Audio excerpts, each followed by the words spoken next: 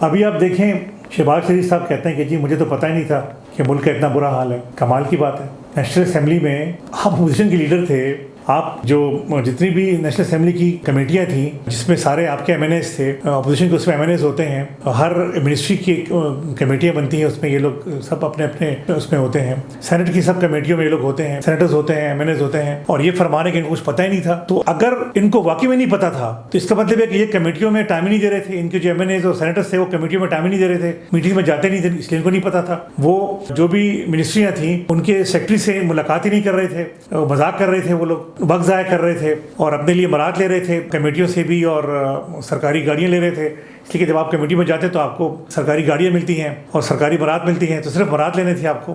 آج بھی یہی ہو رہا ہے, ہمیشہ سے یہی ہوتا رہا ہے کہ یہ کمیٹیوں میں ہوتے ہیں, اور بہت گنے چنے سیاستدان ہیں, یقین کریں ہیں اچھے سیاستدان, کہ وہ واقعی میں ان کمیٹیوں میں جا کے ٹائم دیتے ہیں, اسٹڈی کرتے ہیں اور اس کا پھر کوئی حل نکالتے ہیں, اور اس میں حکومت کے ساتھ ہوں یا اپوزیشن میں ہو, جہاں پر بھی ہو وہ ملک کے لیے کام کرتے ہو. یہ نہیں سوچتے کہ اپوزیشن میں کہ ہم حکومت میں ہیں. لیکن اکثریت جو ہے ہماری سیاستدانوں کی, اس کا تو اللہ ہی حافظ ہے, استغفر اللہ. تو کہنے کا مقصد یہ ہے کہ جو شہباز شریف صاحب کہہ رہے ہیں کہ ان کو کچھ پتہ ہی نہیں تھا, تو یہ بھی ایک تعجب کی بات ہے کہ ان کو کچھ پتہ ہی نہیں تھا.